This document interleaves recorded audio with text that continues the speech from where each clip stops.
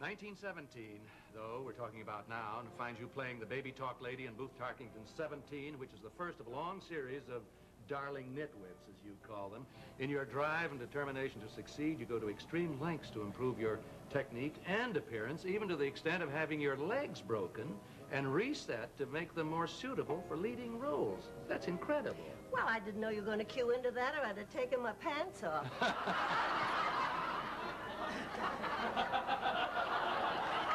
Don't tempt me.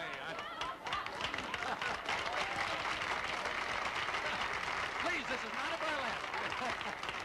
This is a family show, I'll have you know. Your eagerness and intensity attracts the attention of Booth Tarkington, who cast you in Clarence. During its run, you meet a popular young comedian named Gregory Kelly. You and Greg fall madly in love, marry in 1921, and found your own stock company in Indianapolis. Yes. I was with you, Ruth. We were both amateurs trying to learn our craft. That's the voice of another star with whom you've appeared several times since those company days, currently appearing as Jimmy Stewart's mother in his new television series, Miss Beulah Bondi.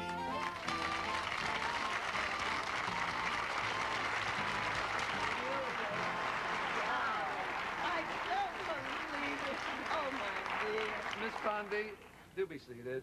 Ruth has said that Greg taught her to act. Oh, Greg taught us a lot of things. Yes. He was a wonderful actor himself, Wonderful. and a fine technician, Yes. and a perfectionist. Yes. In 1926, you, Ruth and Beulah, appear in a play that changes your career. What was that, Ruth? Saturday's Children. Maxwell Anderson's great play. Why was that so important, Beulah Bondi? Well, it was a very important one because it gave Ruth an opportunity to really show how versatile she was. And instead of playing these nitwit parts, she could play serious roles.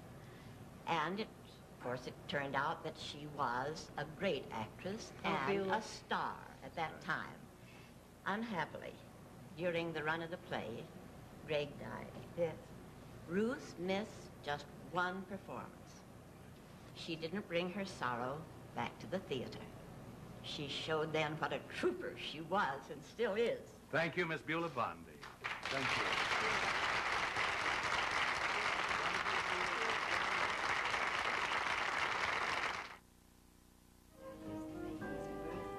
Ruth Gordon, there follows a series of astonishingly diverse portrayals for you. Everyone realizes by now what a remarkable actress Ruth Gordon is. I didn't get to marry you once, but I was your husband twice, and we're still shaking hands. That, of course, is your good friend and frequent co-star, Mr. Raymond Massey.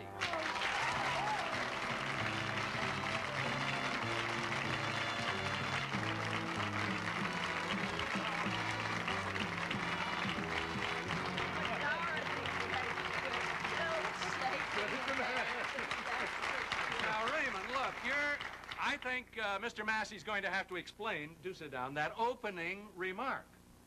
Well, Ruthie and I were married in 2 movies, Abe Lincoln, Illinois, and Action in the North Atlantic. I see, married twice, okay. Yes, but we only got as far as shaking hands on the stage and eating throne.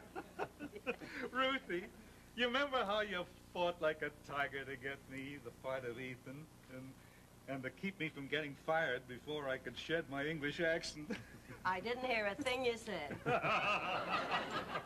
But, darling Ruthie, I believe you're the sweetest, faintly ornery juvenile that ever was. Thank you, Raymond Massey. Well, I can say that because we're both the same age. Both the same age.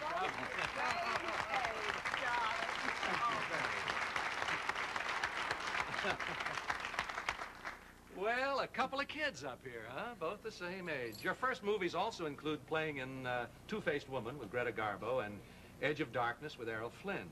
We were together in that one, Ruth, and you were always talking about the play and New York.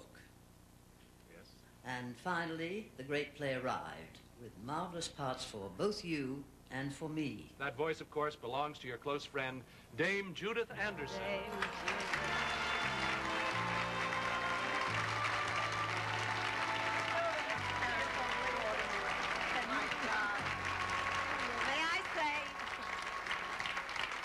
You're looking at 2 credits to the profession, right? Dame Judith, one of the credits to the profession. The play Ruth urged you to do was The Three Sisters, which Guthrie McClintock produced, wasn't it? Yes. Yes, it was during that time that we were, Kit, Ruth, and I on the cover of Time magazine. You betcha. Captain You Cornell, remember, yes. And Ruth had the audacity, well, we were very proud, we were all very proud of it, Sure. but to carry the magazine a little away from her, cover up, saying, you know, look. So everybody could see the Oh, picture. yes, down the street, down Broadway. Well, it was this unabashed and unbridled enthusiasm that Ruth has for everything connected with her or anybody else as far as that's concerned, that has, I think, endeared her to everybody. She's highly respected and highly loved in the theater. I don't think anybody else can say that, for instance, Helen Hayes produced a play for her, Yes. and Lynn Fontaine, during one of her plays, went in front of the audience, the curtain, and spoke to the audience and urged them to see Ruth's miraculous performance of Nora in The Doll's House. Oh, well. I can think of no greater compliment that could possibly be paid to anybody. Yes, you. Thank you, Dame Judith Anderson.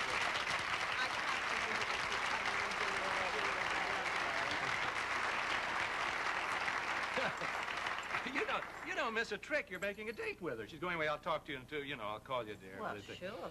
During World War II, you make two important moves that are to affect your future. You marry for a second time, and you write the play Over 21, in which you star for over 3 years. Married to this versatile creature, I enjoy many of the advantages of polygamy without having to deal with its complexities. Your husband of 29 years, the distinguished playwright, producer, director, and author of a new book, Tracy and Hepburn, Mr. Garson Kanan.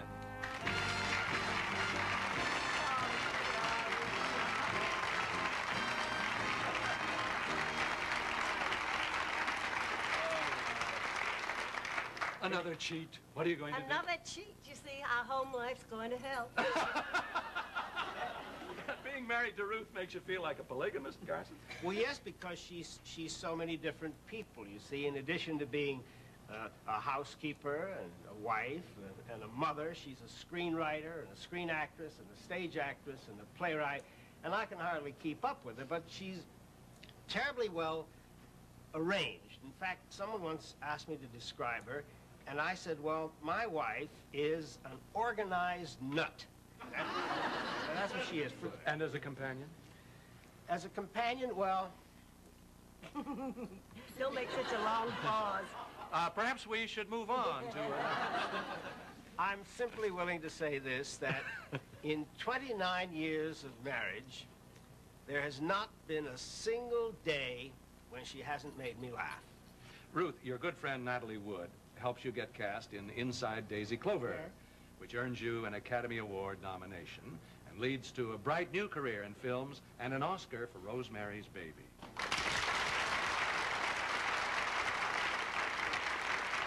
A lot's been said about Ruth as an actress.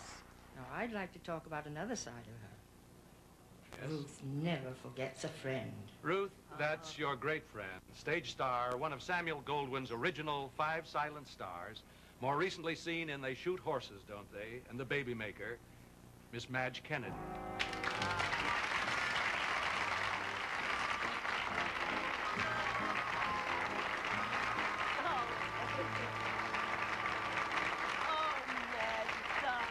Miss Kennedy, I understand Ruth influenced you greatly. Oh, well, of course she did.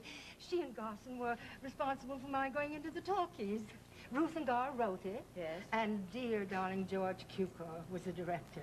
Yes. Yes. Oh, And dear Madge was just only totally great oh, in that. darling, Yes. listen, Ruthie. You know, it was one of the highlight of my life. Really, it was just wonderful. Well, George Cukor made a nuisance of himself. He kept saying to all of us, now watch Madge Kennedy. Try and do it like her. Oh, so we were kind of sorry. Then oh, you now got your listen, job. Now, listen. I know.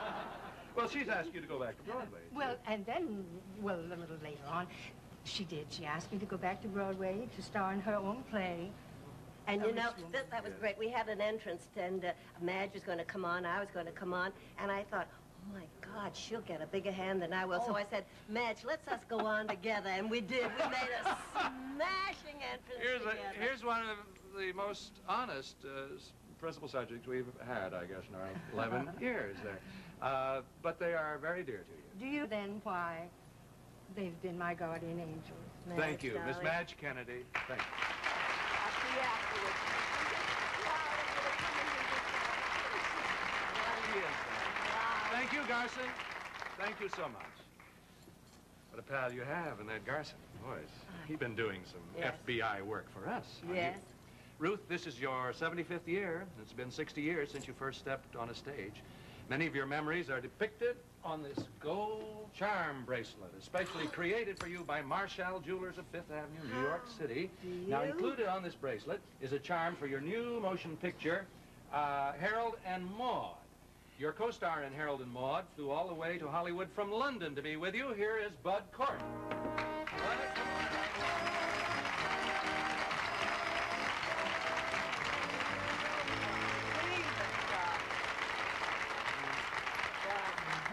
They're daisies. Bud, They're sit down here daisies. and tell us about this young girl. Well, first I'd just like to say that I'm honored to be invited here. And today, it's very rare to be really emotionally affected by an actor. And mainly because they're usually thinking about what time lunch is or something, I don't know. But you really affected me, And vice versa. I hope so. But Yes. anyway, I love you and I thank love you. Thank you, Bud Cort. Good luck. Ruth, you're a legend. Come on, Garson, sit by your wife, and Madge, you come too. You're a legend while still at the apex of your career. Do you have any advice for young people who are just beginning in the business? Yes. Try and get to meet the friends that I had, and you'll make it.